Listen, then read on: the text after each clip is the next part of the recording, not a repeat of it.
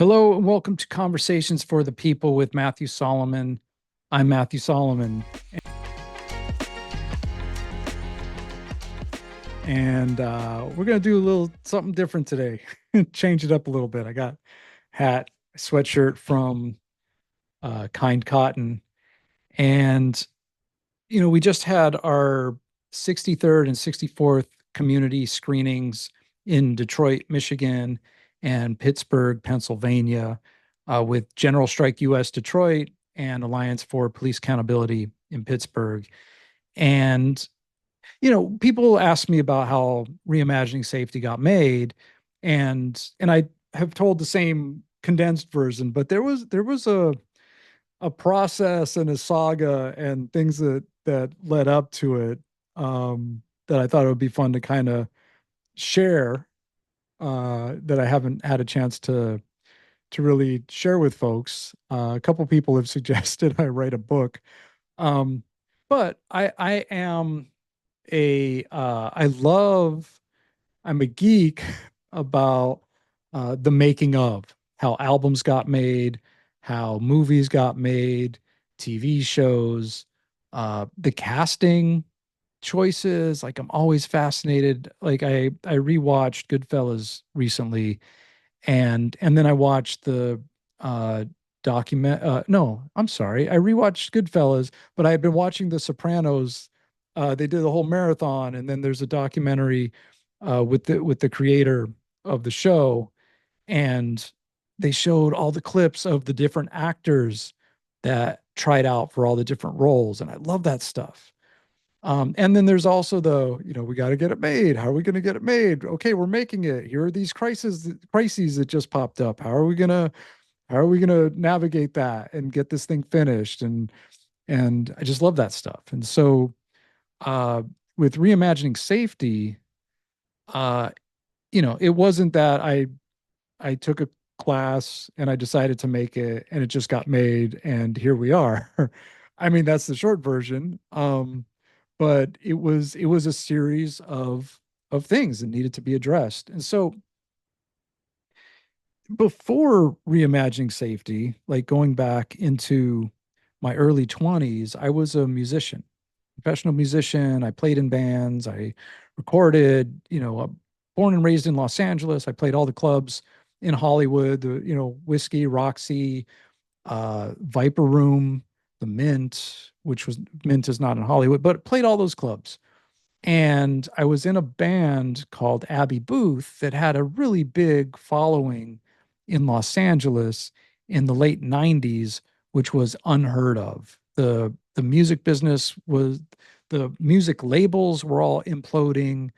Uh, Seattle had just happened, so record executives were going to Seattle and all these other places to try and find, like the next Nirvana and Soundgarden and Pearl Jam. So the fact that I was in a band where we would literally sell out the Viper Room every Sunday night, we played every Sunday night for like a year, and then we played at the Mint every Tuesday night around the during the same time. Um, it was unheard of. Now, before that point, when the singer Joey Corso, he and I met, we were in different bands. We worked at a rehearsal studio together, West Side Studios, which was like this grungy, it reeked of old beer and cigarettes. It was awful. And it was really cool because it was a small studio, but Porno for Pyros rehearsed there. The guy, Harry Perry, not Harry Carey, Harry Perry, the guy in Venice Beach on rollerblades playing guitar, he had a band that rehearsed there. There was this band Strapped, who they were Venice Beach locals. They were like Suicidal Tendencies. All these cool bands, and then like big bands would come through, like Porno for Pyros, and I think Yes, and some other folks, and they would rent out like the big back room and all of that. So we met working there, and we started hanging out, playing guitar, writing songs, and all of that. And so one day Joey was like, he wanted to record, I wanted to record, but this was before, like, digital was accessible. Like there was digital recording home studios, but they were still tens of thousands of dollars, to build out a home studio. But I had this cassette, 4-track cassette recorder, which was what we used to record demos on, but like this big, like 50-pound Tascam 244 with meters and all of that. And he was like, let's record an album on the 4-track. The Beach Boys did it, the Beatles did it. And I'm like, okay. So we hung out in his apartment and we recorded 9 or 10 songs, um, put it together, released it as a CD, and people bought it. But then people started coming to the shows, and then the drummer Sherry Barr, like she started hanging out with us. She came and so then we started playing as a band. But it started DIY, recording an album on a 4-track because why not? And we experimented. Like we had, we would have like a microphone on a bike and we would spin the pedals to get like a certain sound, and we would play with feedback and things like, like what Jimi Hendrix did on Electric Ladyland and stuff like that. So that was a lot of fun, but very DIY. So then you fast forward, and in 2012, 2013, I was acting. And I had, as a musician, there were agents, like talent agents, that would come to the show because they were fans of the band. uh, Soul was one of the agents. Brianna, who's now Brianna Ansell, who's married to one of my best friends. Like she used to come to the show, and they were like, "Hey, you have a good look. We could get you. We could book you on music videos and commercials and stuff." And I was like, "Why not?" And so I fell into acting, and then I started to really enjoy it. And then I was in acting classes, and I actually was on episodes of Las Vegas and The Shield. And so I did all that, but I wanted to do more. And so I started writing stuff for myself and doing short films and things like that, which is, when I started writing. And I, at the time, this was like 2010, 2011, I had a lot of friends on Twitter who were in the UK, and they were actors and filmmakers. And we were always like, oh, I wish we lived closer so we could work together. And one day I had the idea, why don't we do something on Skype? And Skype was the platform. Skype and FaceTime had just started, but Skype. And so there was an actress there, Lisa Marie Long, who we had become friends. And she was like, okay, let's do it. And I was going to do a rom-com because comedy was more my wheelhouse. But I was Skyping with a friend of mine, and it's picture in picture. So you see yourself and the other person. And his cat jumped up behind him. But because I was seeing both and it was late at night, I thought there was a cat behind me, and I don't have a cat, and it scared the crap out of me. It's like, oh, wow, that was scary. I'm going to do a horror film. And so I wrote a short horror film called Anna, that was about a couple. She's in the UK, he's in Los Angeles, and there's a ghost who is crossing over through the internet and ends up, you know, killing him and killing her. And so I wrote this short as an experiment. We filmed it using Skype. She was there, I was here. We used image capture and all of that. And the short film started doing well, and it attracted a producer who at first I was talking to about acting, but then he saw the short. He was like, this is really good. I produce films. You should turn this into something like a feature. And I was like, how do you make a 9-minute short about two people on Skype interesting enough for an hour and a half? And so we talked about it. We had some ideas, and I ended up writing the script for Chatter, which was at the time the first horror movie that was pretty much all filmed on Skype on video chat. And when we were working on it. And so we really filmed it using that technology. I would be in one place, the actor, or I wasn't in it. I'm sorry. The one actor would be in one place. I directed it. I wrote and directed it. One actor was in one place, another actor was in another place. They used Skype to act off of each other.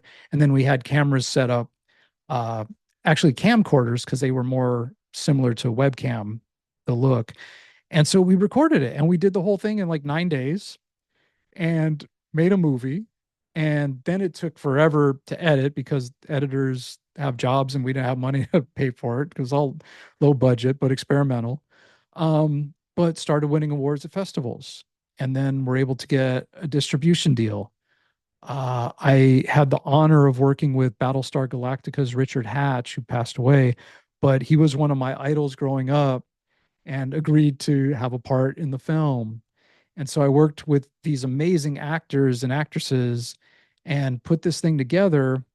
And unfortunately, Blumhouse uh, and Paramount, there was a movie called Unfriended that I I don't know the connection, but that ended up coming out first, and they had all the money and marketing and all of that behind it. So people know Unfriended, but then my movie Chatter was like close behind. And so that's streaming. Like you can go rent that if you want.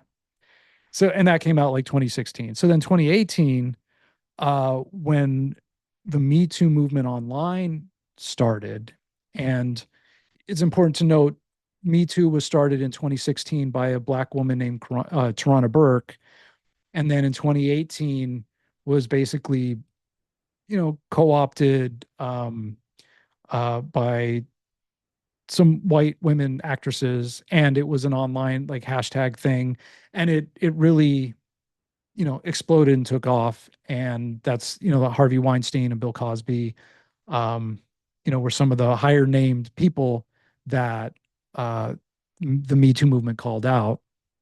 But at the time when that was happening, all of these women, mostly women, were sharing their Me Too stories online on Facebook. I was on Facebook a lot at the time. And there would be a lot of men pushing back, saying, oh, probably wasn't like that, or you're exaggerating, or like all of the things that we tend to do that deflect from the actual impact of what has happened to somebody else.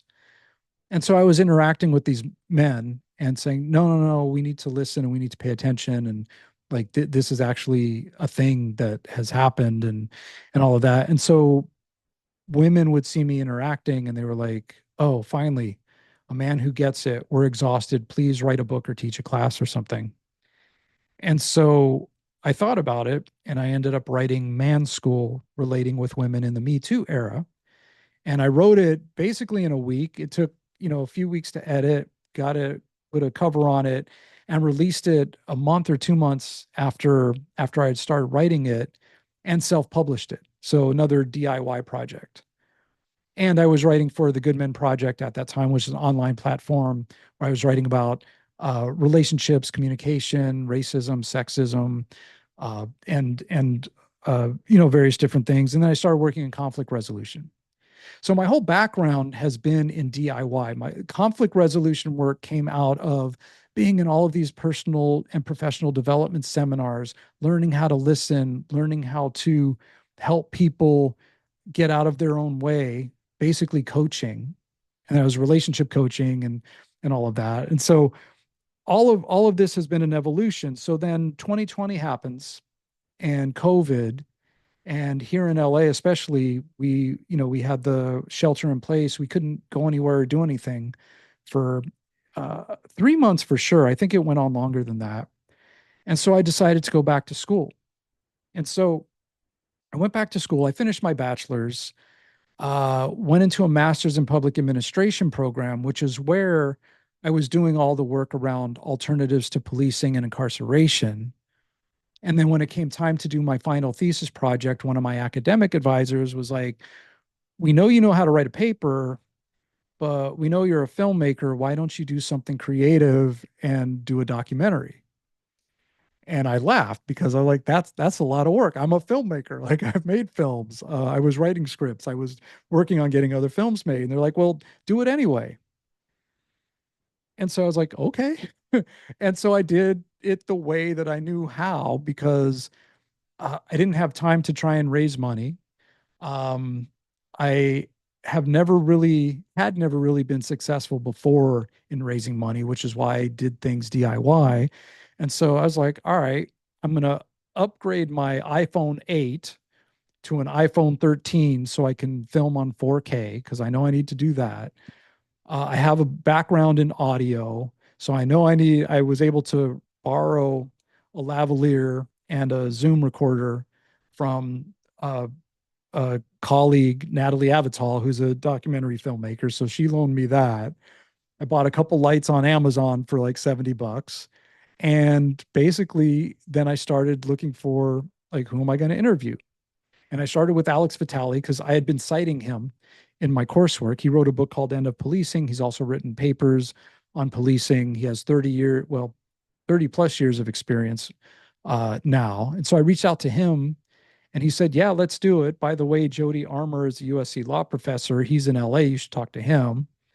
Talk to Jody, had like a 2.5 hour conversation on the phone, not just talking about policing, but we got into music, art, hip hop. He wrote a book on the intersection of art and activism and things like that. Um, and then he was like, "You should talk to the district attorney George Gascon, who's our district attorney in LA. He's a progressive prosecutor, and I had wanted to find a prosecutor to interview. So he gave me his personal email, which was wild. He said yes. I heard about there was this white woman running for mayor of Los Angeles on an abolitionist platform in 2022. It's like, who is that? Started researching her, found her on Instagram, was seeing all the support that she had for her campaign, was fascinated, wanted to know more about her story, being a politician who came in third, basically tied for third for LA mayor. She said yes. Reached out to Senate Devermont, who's Mr. Checkpoint. He's in Los Angeles. He films the police. Uh, he said yes.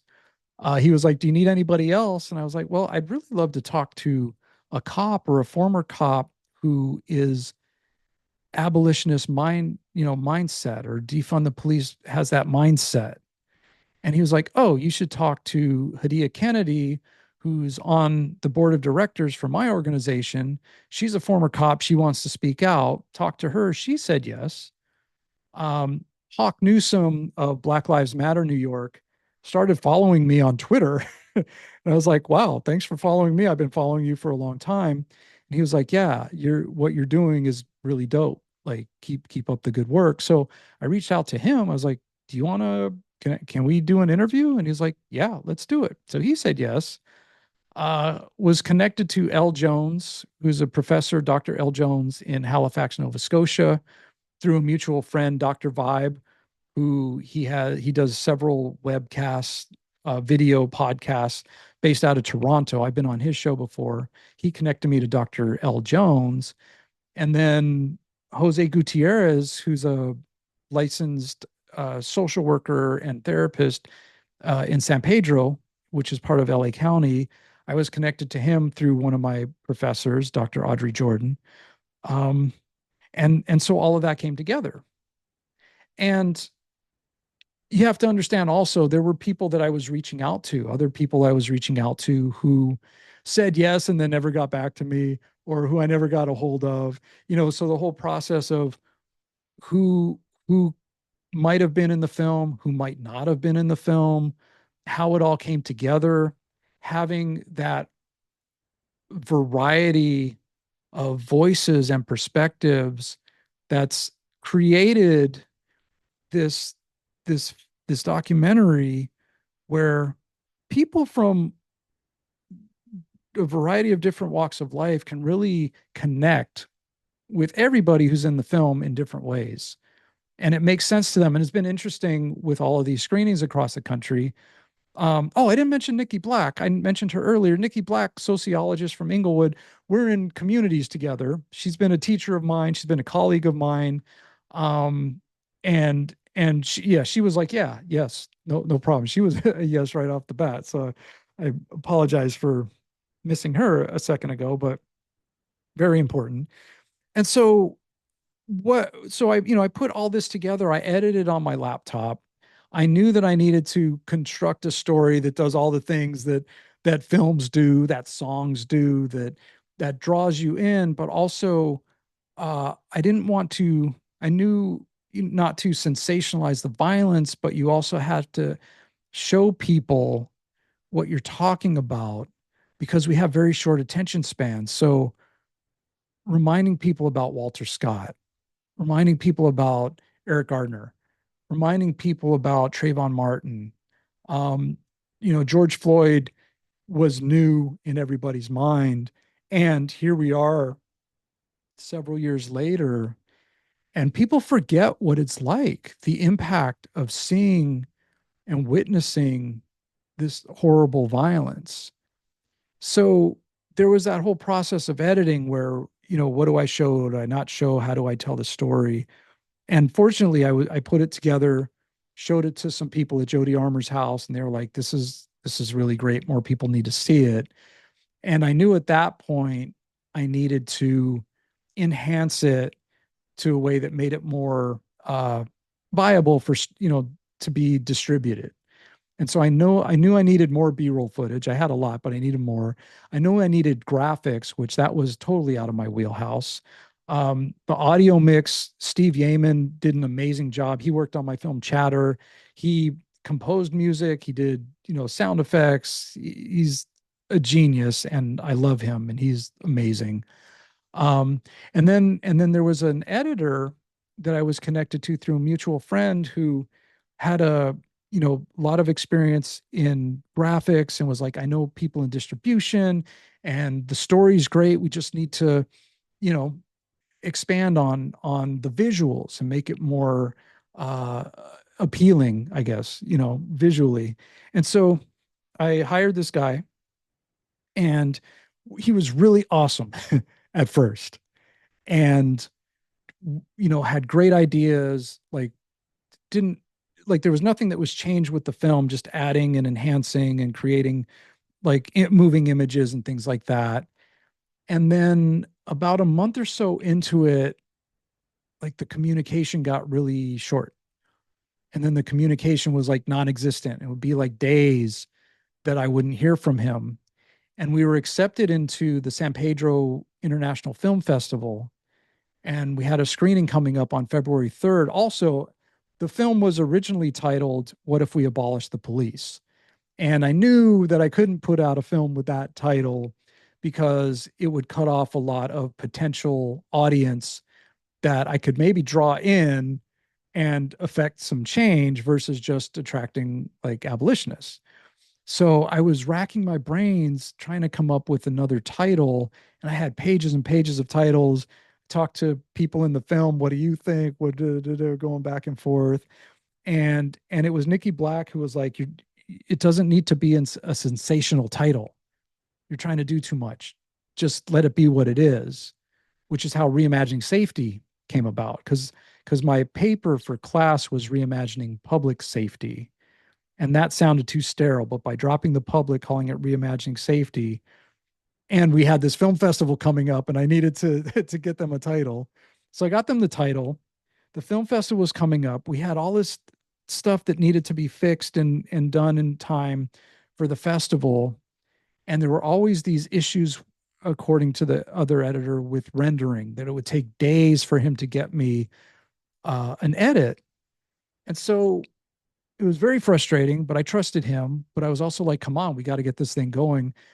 And the night before the film festival, he had promised me he would send it to me the day before that, and it didn't. And then he sent me one that had time code on it. And I'm like, time code is when you have the numbers on the screen. I'm like, I can't show this at a festival in a theater with 100 people. I need it without time code. You should know that. And so the night before the festival, my girlfriend at the time, it was her birthday. We were going out for her birthday. And I was like, please send me the thing. I'm going out. Keep me posted. And so we went out. We got back at like 11 o'clock at night. He was like, all right, you should have it. And I pull it up, and there were clips there that shouldn't have been there. There were things that were glitching. And I'm like, damn, what do I do? And so at basically midnight, uh, I took what he did, and then I started cutting in and basically fixing the edit until 2 in the morning. And then I had to upload it for the festival, which took another hour. And then they confirmed it. So I basically went to bed at 4 in the morning, the day of the screening, and then showed up at the screening and everything went incredibly well. So that that happened. Then we had to get into color correction, which, when you film things, when you see a final product on TV or in the movies or whatever, there's a color correction process that evens out skin tones and makes it so it's like smoother from going from one scene, one person to the next. And it's a whole process. Um, and there are decisions that need to be made. And for whatever reason, with this editor, we would come up with a look, a color scheme, but then he would export it and it would change. And he was blaming the rendering process, but there was something, I grew up in LA. I've been in the music business. I've been in the film business. Uh, I have a sense for when there are other things involved, chemical wise, but I was needing to get it done. I had paid him half.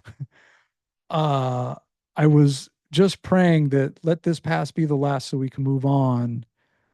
And things were getting worse. And so there was a point where I was like, I need to find somebody else to finish this.